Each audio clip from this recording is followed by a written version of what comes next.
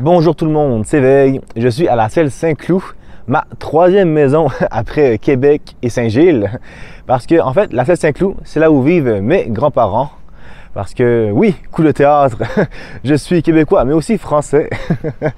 Et donc, la Selle Saint-Cloud, avant la pandémie, j'y allais environ à tous les 2 ans.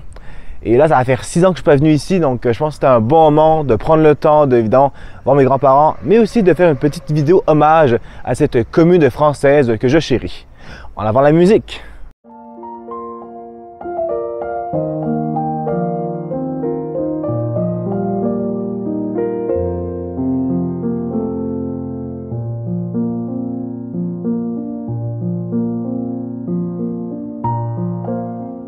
L'histoire de la Selle Saint-Cloud est étroitement liée avec celle des rois de France et des domaines seigneuriaux. Tout commence au 7e siècle, lorsque le terrain de la commune fait partie de la propriété de l'abbaye de Saint-Germain-des-Prés. C'est 1000 ans plus tard que le terrain est acheté par Colbert pour l'annexer au domaine de Versailles, ce qui va, en conséquence, étendre le territoire de chasse du roi Louis XIV. Pendant le 20e siècle, la Selle Saint-Cloud s'urbanise en 2 vagues successives pour former une banlieue parisienne.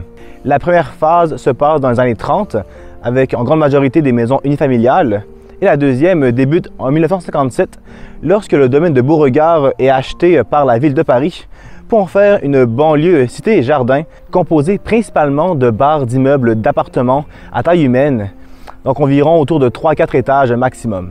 Et c'est vraiment le secteur dont je vais me consacrer le plus dans cette vidéo, vu que c'est le quartier que je connais le mieux et où j'ai passé le plus clair de mon temps à la Selle Saint-Cloud.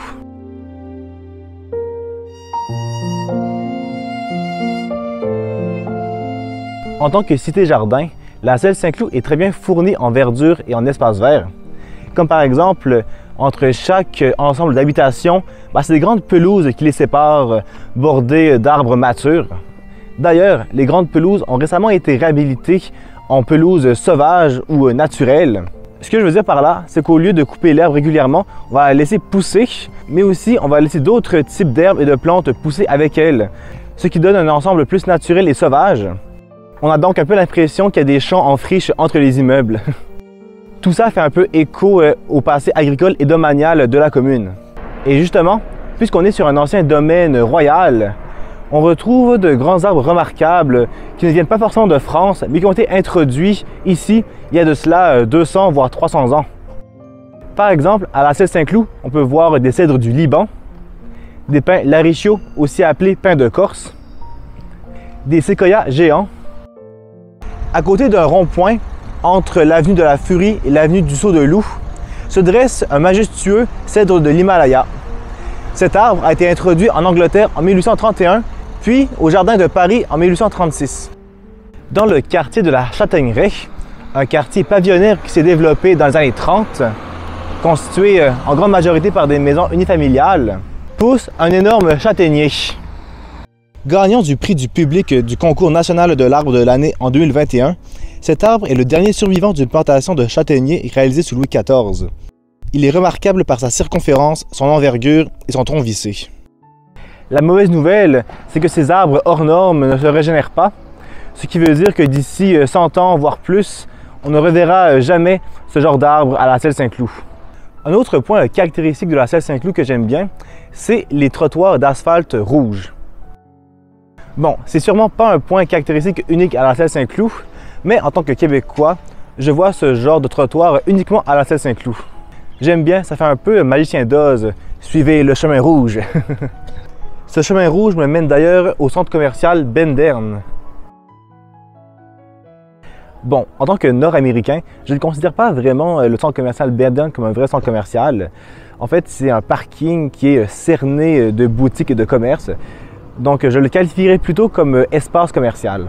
Donc, dans cet espace commercial, on y trouve une boucherie, une boulangerie, une pizzeria, une épicerie, un café-presse, une pharmacie et d'autres commerces. Mais ce qui est intéressant, c'est qu'au centre de l'espace commercial, il y a une grande porte néoclassique. Il s'agit d'un vestige de l'ancien château du domaine Beauregard qui a été détruit dans les années 50 par la ville de Paris lorsqu'elle a racheté le terrain pour en faire des immeubles et l'espace commercial Bendern. Ensuite, nous avons Monoprix, une grande épicerie comparable à Maxi, Métro ou IGA peut-être. Mais peu importe, la raison pourquoi je vous parle de Monoprix, c'est parce que de souvenir, c'est la première enseigne française commerciale dont je me souviens en fait. Pour moi, le Monoprix, ça a été une institution. Genre quand on allait au Monoprix, je savais qu'on était bel et bien en France. Souvent, on débarquait à l'aéroport Charles de Gaulle, on allait à la Celle-Saint-Cloud, puis le premier jour à la Celle-Saint-Cloud, on allait au Monoprix acheter de la nourriture. Et juste à côté du Monoprix, il y a l'église Notre-Dame de Beauregard, une église moderne des années 60 qui a été construite pour desservir les nouveaux résidents suite à l'urbanisation. À l'intérieur, rien de fou, sauf un puits de lumière qui laisse tomber une douce lumière sur le Christ. Je trouve ça plutôt cool comme design. Ma mère ayant grandi ici, à la Celle-Saint-Cloud, elle a fréquenté le collège Victor Hugo ici présent. Après le collège Victor Hugo, ma mère a poursuivi ses études au lycée Corneille. Il paraît qu'à l'époque, il n'était pas aussi beau qu'aujourd'hui, puisqu'il a été rénové. La Celle-Saint-Cloud est très bien desservie en transport en commun. Il y a de nombreux bus qui desservent un peu partout la commune, et la plupart terminent leur trajet ici, à la gare de la Celle-Saint-Cloud. C'est la gare du train de banlieue qui nous amène de la Celle-Saint-Cloud jusqu'à la gare Saint-Lazare en plein centre de Paris. On peut donc passer rapidement de cette petite banlieue tranquille au centre dynamique de Paris. Entre le lycée Pierre-Corneille et la gare de la Celle-Saint-Cloud, vous pouvez vous baigner à la piscine de Pierre-Corneille. Alors que derrière la gare commence la forêt domaniale de Fos-Repose. Dans cette forêt, vous pouvez trouver un vestige qui date de l'époque où les rois de France allaient chasser dans leur forêt domaniale. Voici le pavillon du Butard, un pavillon de chasse qui a été érigé en 1750 pour Louis XV. Sous le premier empire de Napoléon, le pavillon est acheté par Joséphine. Il devient alors une dépendance de la Malmaison. Puis il redevient un pavillon de chasse sous le second empire de Napoléon III. Et finalement, de nos jours, il appartient à l'Office national des forêts. C'est devenu ainsi un lieu où on organise des réceptions et des expositions. Toujours grâce à cet héritage domanial, la Celle-Saint-Cloud, c'est près de 30% d'espace boisé et de forêt. D'ailleurs, je suis en ce moment même dans le plus grand poumon vert de la commune, la forêt domaniale de Beauregard. C'est le lieu de prédilection des résidents pour aller prendre un grand bol d'air frais et se rafraîchir pendant les canicules. Je vois beaucoup de gens faire du jogging, promener leurs chiens, leurs enfants ou se promener seuls. C'est vraiment une belle forêt domaniale, dense et ombragée. Au centre de la forêt, il y a une petite clairière où il est bien sympa de se poser et de manger un sandwich.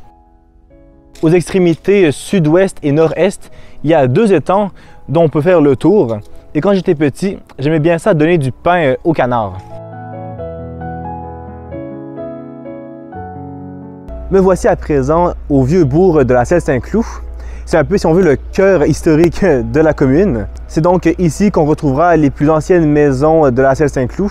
C'est un petit espace public où on retrouve quelques commerces, dont une boucherie, une épicerie et un petit restaurant.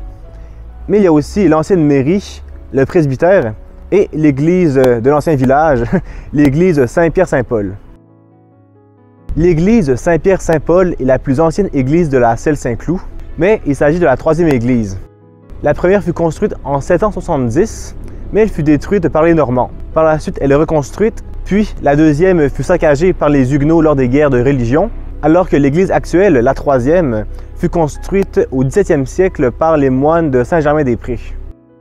Quand on la regarde de nos jours, elle ne paraît pas si vieille, mais c'est parce qu'il y a eu plusieurs rénovations et un agrandissement au fil des années. Derrière moi, c'est le château de la Celle-Saint-Cloud. C'est un ancien château qui est devenu les bureaux du ministre des Affaires étrangères. C'est donc un lieu privé, mais on a accès au jardin pendant la semaine du patrimoine en septembre. Finalement, nous avons parlé d'eux, le place Laurier de la Celle-Saint-Cloud, sauf que pas vraiment, puisqu'il se situe dans la commune voisine, le Chesnay-Rocancourt. Bon, après, je ne pouvais pas ne pas parler de parler d'eux, car dans le temps, quand j'allais à la Celle-Saint-Cloud, j'allais toujours au moins 2 à 3 fois à parler d'eux avec mes grands-parents, que ce soit pour faire les boutiques, pour aller au cinéma, faire un tour de manège, prendre le goûter, ou tout simplement se promener et voir du monde. De plus, ça demeure un des plus grands centres commerciaux de ce style en France. La Selle Saint-Cloud peut être perçue à première vue comme une simple banlieue parisienne, mais une fois qu'on plonge dans son histoire, on se rend compte que c'est en quelque sorte une commune royale par son héritage des grands domaines seigneuriaux et royaux. Ce legs en fait une commune très verte et agréable où il fait bon vivre. J'espère que ce petit hommage à la Selle Saint-Cloud, ponctué de petites anecdotes personnelles, vous a plu. Si c'est le cas, n'hésitez pas à vous abonner à la chaîne et à mettre la cloche si ce n'est pas déjà fait. Et comme toujours, on peut mettre un pouce bleu, un commentaire et on partage la vidéo. C'était Veg, le français québécois, et je vous dis tous à la prochaine pour une nouvelle vidéo.